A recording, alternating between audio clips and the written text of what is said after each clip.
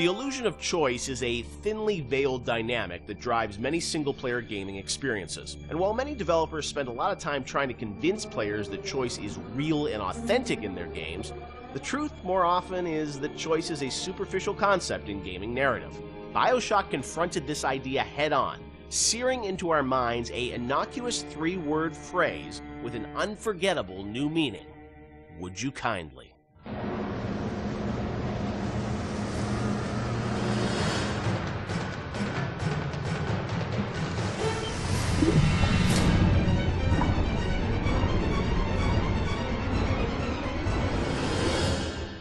Of course, one of the most memorable moments in the game is the "would you kindly" phrase and the reveal of how that's been motivating the player throughout the entire game. It's still, to me, one of the most classic kind of narrative moments in games in the past decade. What's interesting about that phrase is that it didn't always start like that. Can you tell us sort of about the evolution of sort of the the conditioning of the player? And there was once Excelsior was the phrase once. Yeah, this is. I'm trying to recall some of this.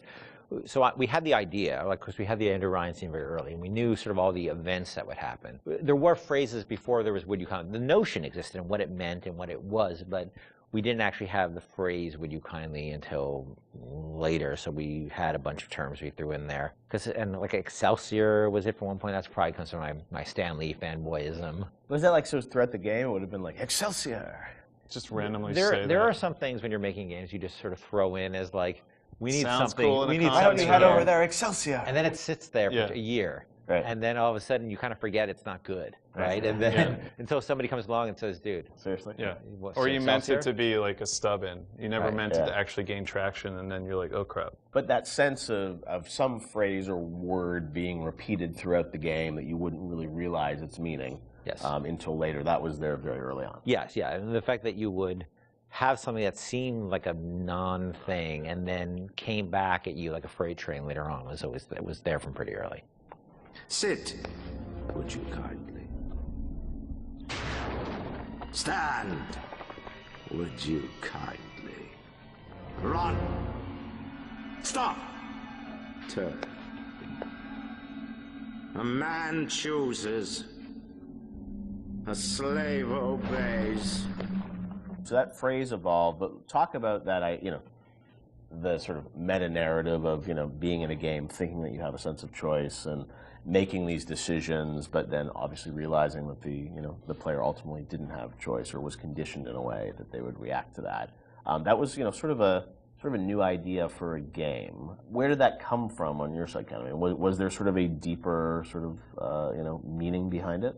No, look, I think I was always interested in the concept, whether it's, Oedipus, not to get too pointy-headed here, but Oedipus sort of thinking he has, I'm going to leave, this city and go to another city because there's been this prophecy about me and I'm going to avoid my fate and I'm in complete control, and then finding out he's not in control at all, to the Manchurian Candidate, which is a story I love about, somebody who you find out is just a puppet, living a life of a man, and Fight Club. I always love those kind of stories about who am I and what is my agency in this world, because look, we struggle. I think everybody struggles that. How much do we really have control over, and how much is our boss or parents or whatever telling us what to do. So that seemed like a natural thing for a story, and because it came from movies, that idea a lot, and plays, I don't think it was very. There was a lot of it hadn't been explored in games really, and games are particularly interesting because you feel like you are interacting with choice, and you're really being, most games, especially at the time, you're really just being railroaded down a corridor. It's very easy to underestimate gamers, and I think probably I did a little of my own underestimation there, that it would be a little too pointy-headed for people, but people seem to really engage, because it spoke to an experience they had, a struggle as a gamer they've always had, which is like, I want to control, but how much control do I really have in this game? True. And Sean, it was also something that, was a great surprise when you played through the game. And I'm sure even for people on the team, did everyone know that when Ken was sort of doing it, or did it was revealed as people played through it? I think, at some point the entire team knew. It wasn't, it was something that was talked about with a smaller group before it was bought to the entire team. Early on, when you heard the idea and you just kind of clicks, right? You're like, okay, like I totally get this. Did like, people get it? I seem to remember people looking at me like I was like a lunatic. Maybe That not scene the goes on specifics, and forever. maybe it's the Excelsior, or maybe you're talking about the Excelsior time, yeah. but the idea that you don't really have choice, and exactly like you said, you played through how many video games, and everybody's game is going to end the same way. You're going to kill these people, you're going to pass through these checkpoints, and you think you have a choice, but ultimately the only real choice is stop playing the game. So the idea that we're kind of like taking that on resonated. Now the actual, like, is it Excelsior, or is it the Latin phrase I forgot, or if it's would you kindly? See, here's how I remember it, and I could be, I could be wrong. Yeah. I can remember being so surprised by the outside reaction, because I remember the internal reaction being completely nobody connected or engaged to it. I mean, we worked on it. Yeah. And so I was kind of surprised by the outside reaction, because I kind of thought it was like, as I said, it's a bit academic, right? Yeah. And it could also be a function of We're playing it close to the vest. I could be misremembering it, or it could also just be a function of nobody making the game had the experience of playing it through and getting to that moment. Yeah, that's what I mean. Like, it was you're- revealed to them in advance of really playing it, so Yeah. it wasn't that surprise. Yeah, they had seen it in all its really half-assed, development stages along the way. out of order. Yeah, out of order and all And that. it's not really something you can play test over an afternoon, because it takes a little while to get to that point. You need to lack the knowledge about Yeah. what the game is to be able to sort of have that experience all the way through. I know you guys have talked about the idea of Atlas, the voice actor changing, and it was, I guess, very important that you nailed that actor, right? And you trusted that actor until there was sort of the Fontaine reveal and sort of understanding that. Yes, trust was everything there, right? And so there was something about either the actor or the writing or the accent that just people immediately said, this guy's no good. Right. When the first Atlas we had, because you have to trust this guy, and if you don't, there's no trust. There's no punch in the gut. I think we've really focused on making him have personal stakes in the story as well. That he had his family trapped. Of course, it was all fiction, right? But he had skin in the game.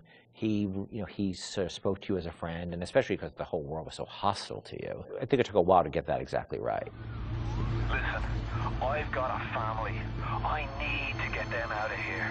But the splicers have cut me off from them. If you can reach them in Neptune's bounty, then maybe, just maybe. I know you must feel like the unluckiest man in the world right now, but you're the only hope I'll ever see my wife and child again. Sean, what do you hope is the kind of lasting legacy of Bioshock? 10 years hence, a lot of things you guys were doing, have sort of become common now, right? With upgrades and moral choices in games and whatnot. But it was really pioneering work a decade ago. When you reflect on it, what do you hope people remember the game for sort of pushing forward? For me, it's telling a story with the medium, and how we used everything available to us to tell that story.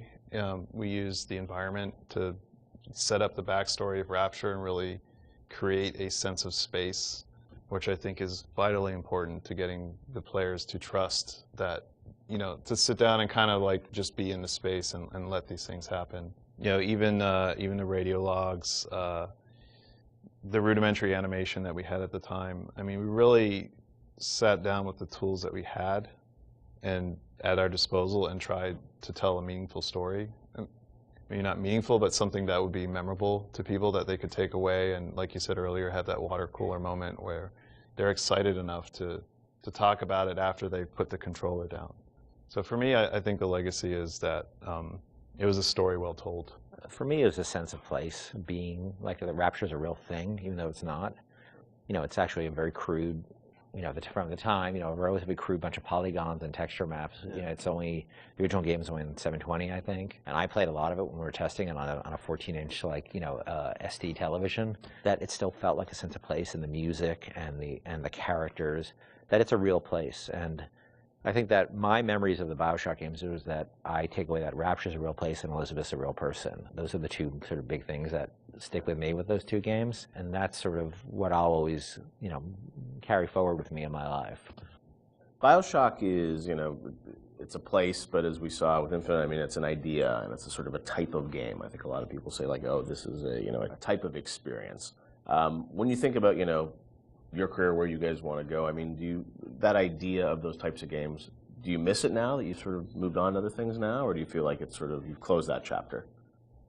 I mean, it's always a part of what you do. Like System Shock 2 was a part of Bioshock, but it wasn't System Shock 2. It was you're growing past that and trying out new things. I think Bioshock and Bioshock Infinite, and even going back to SWAT 4, those will always be a part of my experience as a game developer and what we're trying to do with the medium. So I don't think it's something that you just draw a line and say, we'll never return, because there's always lessons that you can learn and things that you bring with you to the next project that you're working on.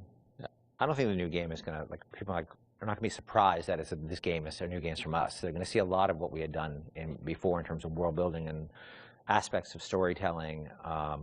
The goal is to sort of, move away from the you really have no choice kind of thing, and that's a very, very, very, very hard problem which we spent years working on. But we're building upon a foundation of stuff we've done before, just trying to go in a different direction with it. But it's always going to be part of our DNA. City where the artist would not fear the censor, where the scientist would not be bound by petty morality, where the great would not be constrained by the small. And with the sweat of your brow, rapture can become your city as well.